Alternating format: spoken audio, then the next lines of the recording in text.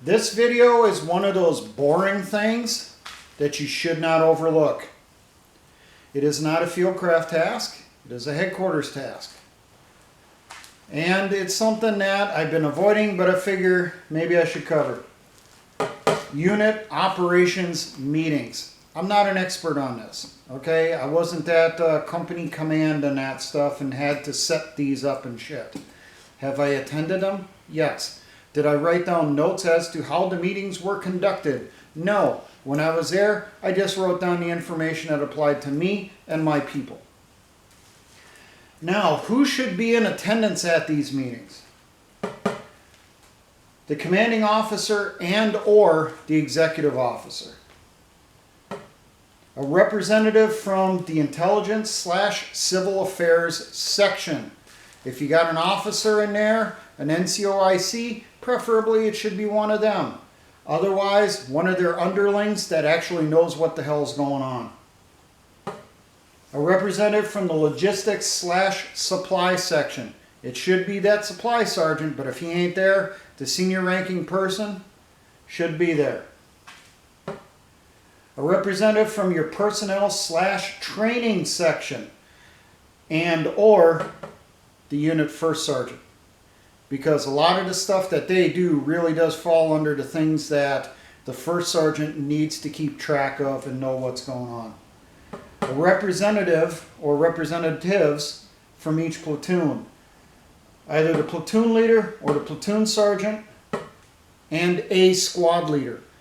Because that squad leader may be a person that that leader will turn to and say, hey, is this feasible? Is there something that I missed?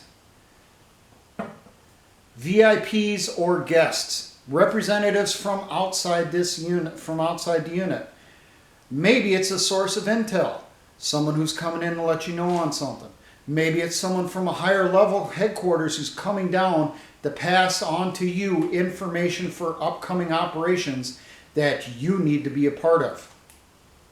And also, representative from your operations/planning section.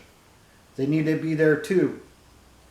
Now, the general order that I got written up here, I'm trying to think of how this, to make this more feasible and workable for a guerrilla unit compared to a military unit.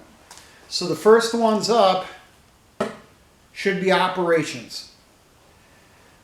Primary people that should be there is NCO or OIC. They will cover the current and anticipated upcoming operations. They will also talk about the forecasts. What's coming up over the next week to 2 weeks. What is expected to be done or needs to be done in 30 days, 60 days, and 6 months out.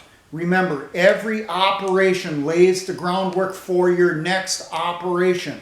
So you need to look at that forecast of, this is our goal 6 months from now. How do we reach that point? And then each operation leading up to it sets up to reach that goal. This section also gives out the unit situational reports and assessments of situations, as in the big picture stuff.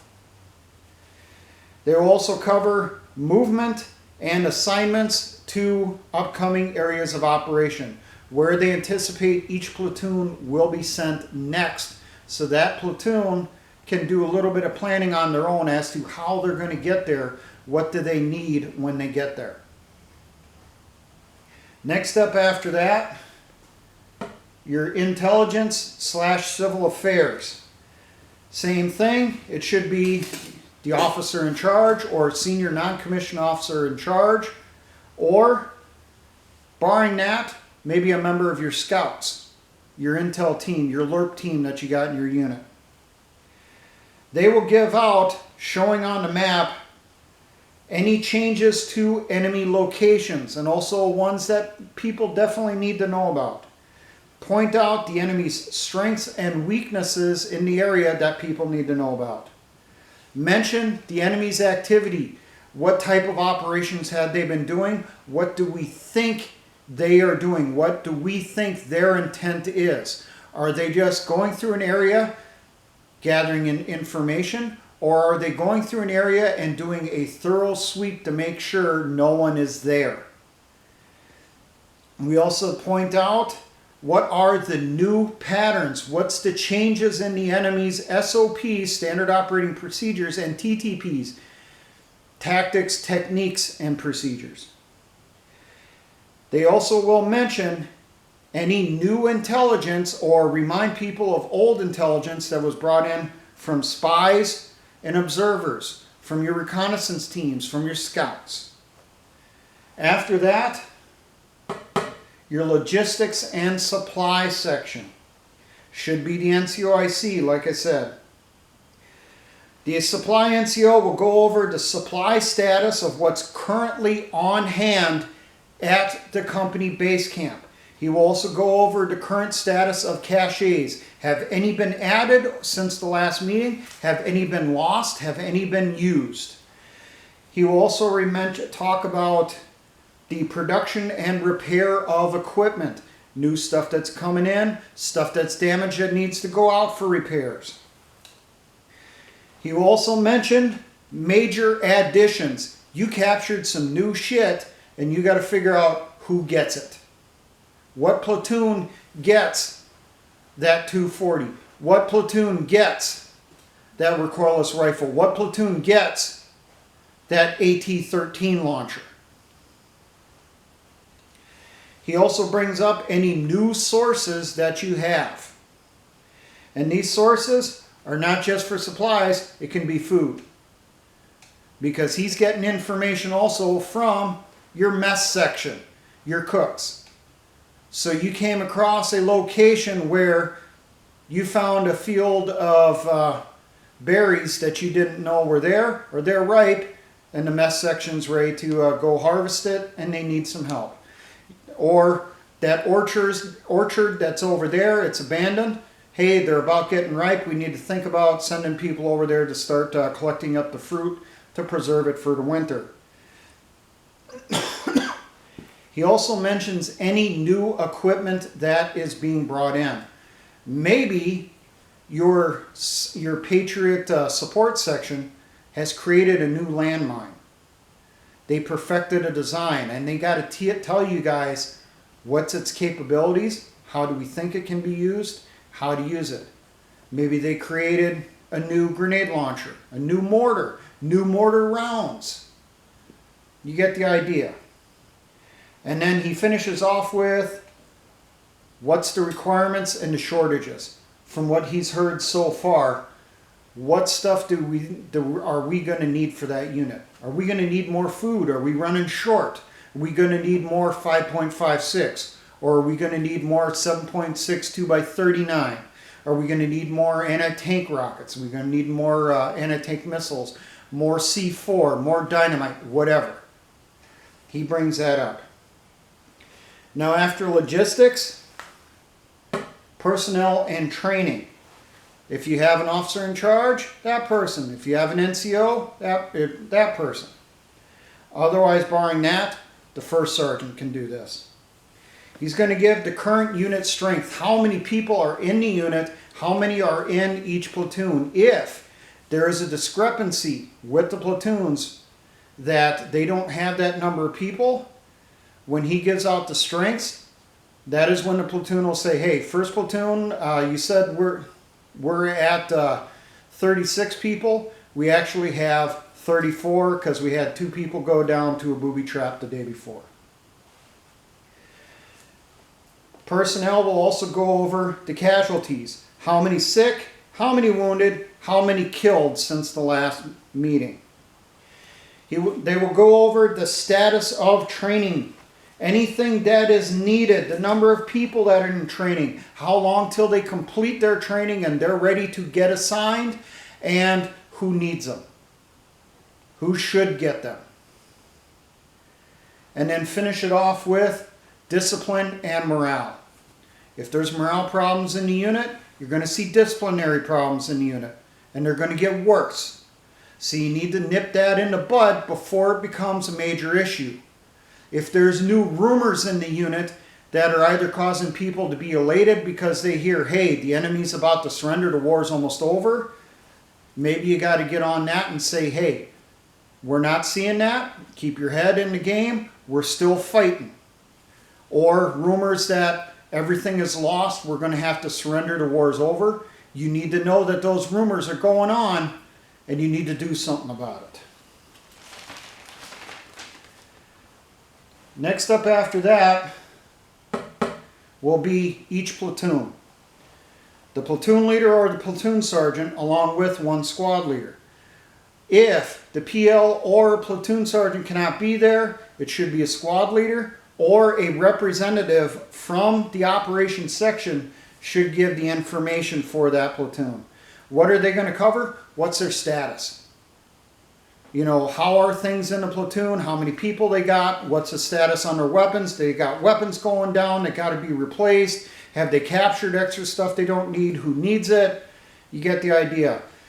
Give an idea on their general location and their area of operations. We got our patrol base set up in this general area right now, and we're covering from Highway 69 down to Highway 44, and our other limits are, you know, Humpback Mountain on one side and the Chattahoochee River on the other, so that people have an idea where everyone's at. And then they go over what's their needs, their wants, their requests. Do they need more people? Do they need more weapons? Do they need particular teams assigned to them? Do they need a certain heavy weapon to support them in upcoming operations? Do they need another team or squad of engineers to help them out because of what needs to happen next? After that, that's when your VIPs or guests are going to put out this information. They can put out, oh, and it can also be special sections reports. Examples include the company armor, the person that's in charge of maintaining the weapons and that stuff. It could be someone from communications mentioning about the current problems they're having with the radios or what they need to get, so on and so forth. Scouts, medical. You know, if someone from the mess hall needs to talk because of there's problems, they need to be coming in at that point and mention what's going on. If it's higher headquarters, like I said, that's when they're going to come in and they're going to say, okay, I've heard you guys are doing this, you got a lot going on, but we need you to support the rest of the battalion on the following day or, you know, X number of weeks out because we're going to do the following operation that you need to be a part of. That's when that information comes out. And then after that, the person that pulls up the rear, who's the caboose, the commanding officer, or the executive officer. At that point, he's going to go over the guidance that he has for future operations, what he wants to happen 30 days from now, 60 days from now, 6 months from now, what changes. Maybe changes to how the platoons are operating or where they're at. He's going to put that information out now. He's going to also put out what his expectations are. That platoon operating in one particular area, I expect you to do the following. X number of ambushes, X number of IDs, whatever it is. He will also cover his expected upcoming movements of people, of elements, platoons, squads, and so forth, and weapon sections. He will cover upcoming expectations for movements of particular weapons, of supplies, and personnel. How are you going to do that handoff of those trainees from the personnel section off to 2nd Platoon who's operating 10 clicks out to the northeast? How are you going to get the people out there? Who should be in charge of it? And so forth. The commander is going to take all of the information everyone gave him, and that's where he's putting out his guidance on fitting it all together. How to take that bag of cats, get them from scratching at each other's eyes, get them organized on one location on that bag, and start scratching a hole through it so that they can bust through. There you go, some guidance for you to think about, especially for those of you who never served. on how to conduct an operations meeting. Now, I will mention that I did read a book on the Irish Civil War, 1920s. And in there, the author wrote that they would conduct regular operations meetings. And they learned from experience, don't have all your important people in one location at one particular time. So maybe at one meeting, you would have your company commander in charge. At the next meeting, it would be the executive officer. You may not have all the platoon leaders at the meeting. Maybe you'll have a platoon sergeant, one platoon leader, you know, so on and so forth. You vary it up so that if that meeting gets taken out by a drone strike, by mortars, by artillery, by airstrike, or a raid, you don't lose all your important people at one shot. You still have enough left to keep the mission moving, keep the unit in the field and operating. Now, for all my engineer brothers in the Patriot and militia movements, always remember, essay ons.